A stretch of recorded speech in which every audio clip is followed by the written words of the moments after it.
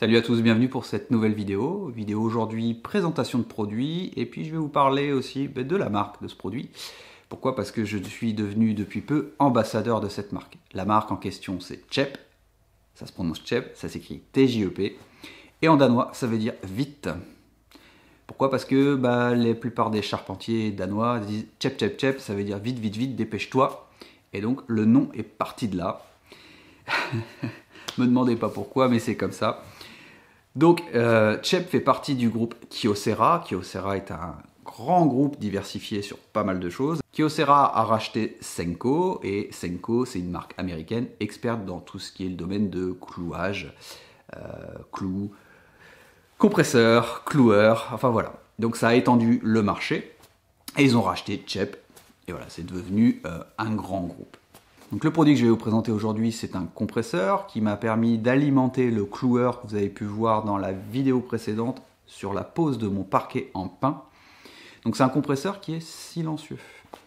C'est très important pour moi puisque le garage est accolé directement à la maison. Aujourd'hui, ce qui sépare la maison, c'est juste une porte pleine, mais certes, le bruit passe quand même. Donc la partie insonorisation était importante, elle l'est toujours. Il y aura encore d'autres modifications pour au moins protéger cette porte, puisque le son peut passer par là. Donc j'ai fait une recherche sur les produits qui pouvaient être le moins susceptibles de générer du bruit. Le compresseur fait partie de ces bruits, ces parasites qui sont très importants. C'est une nuisance sonore qui est très inconfortable. On va faire aujourd'hui un test, un comparatif, non pas des marques, mais justement d'un produit qui n'est pas silencieux à celui que je vais vous présenter du groupe Chep. Donc le compresseur que je vous propose de découvrir aujourd'hui, c'est le T-J-E-P 1715-2 et c'est la version Silent, Silent pour silencieux. Il a deux cuves qui remplissent au total 17 litres. Il fait 1400 tours par minute et il a 10 barres de pression maxi. Ici on retrouve le régulateur de pression, il a une sortie. Ici, on retrouve le bouchon de vidange. Vidange qui est à faire assez régulièrement, contrairement à ce que je pensais. On ne le laisse pas en pression pendant des jours et des jours. On le vide et en plus, ça permet d'évacuer l'eau stagnante qui viendrait à s'accumuler et à aller au fond de la cuve et qui pourrait faire apparaître une corrosion un peu plus rapide. Il est sans huile, donc sans entretien. Ici, on a une poignée qui est réglable en hauteur, qui permet de le déplacer plus facilement. Hop. Tac. Et de roulettes qui permet d'aller où on veut, quand on veut. Mais le sujet surtout de cette vidéo, c'est vraiment le comparatif sonore. Je vous le fais tout de suite. Face au T-J-E-P, un autre produit d'une autre marque. J'ai caché volontairement pour pas dénigrer la marque. C'est pas les propos et le sujet de cette vidéo. Donc on a un compresseur classique. Celui-ci a une cuve de 50 litres. Celui-ci est à huile, donc il y a un entretien à faire, ce qui peut paraître pénible, en tout cas pour moi. Et voilà, c'est quelque chose de beaucoup plus classique que vous avez l'habitude de rencontrer. Donc celui-ci est rendu à 98 décibels là à côté. Celui-ci à 80 décibels, donc déjà on a quand même une différence. Et plus on se recule, et plus c'est flagrant. Ici on est rendu à 68 décibels, et là on reste à du 80 décibels, à une distance un peu plus importante, c'est-à-dire 6-7 mètres. Je mettrai la caméra volontairement plus loin pour vous rendre compte de la différence. Est-ce que ça sera probant sur une vidéo? Et puis vous verrez pas les vibrations aussi qui peuvent être générées. On est exactement à la même distance l'un et l'autre par rapport au micro. Allez, c'est parti, on va commencer par celui-ci pour que vous rendiez bien compte. Je vais pas le faire tourner 3 heures parce qu'on est le soir.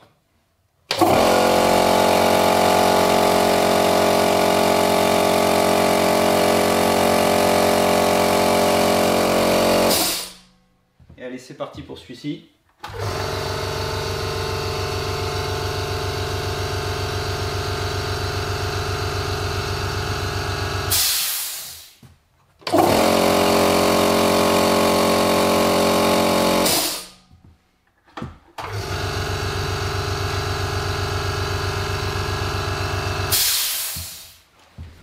Allez, on va se mettre un peu plus loin.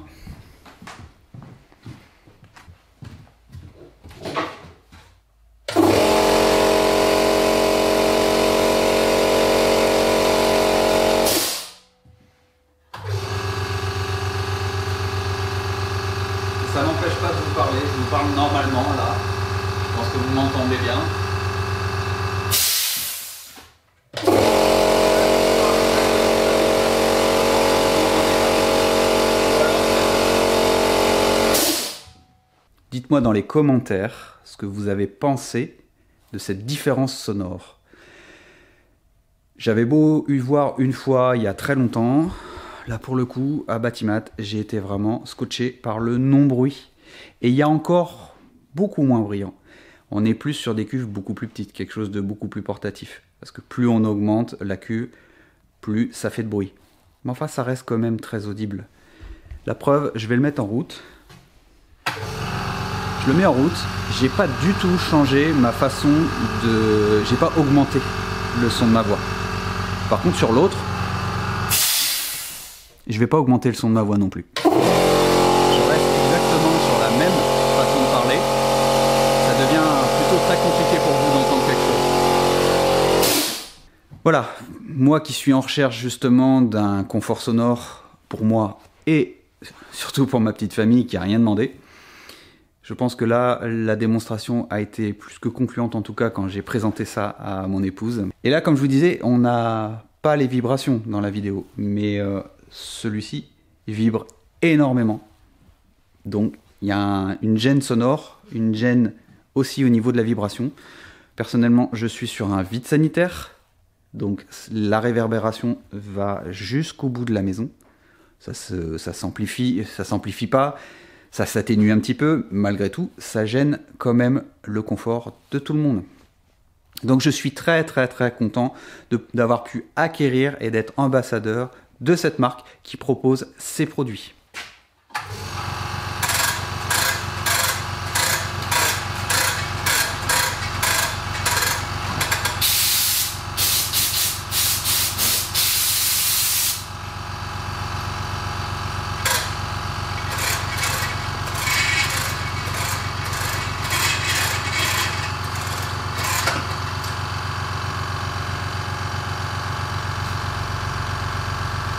Voilà, je réitère ce que je vous ai dit tout à l'heure.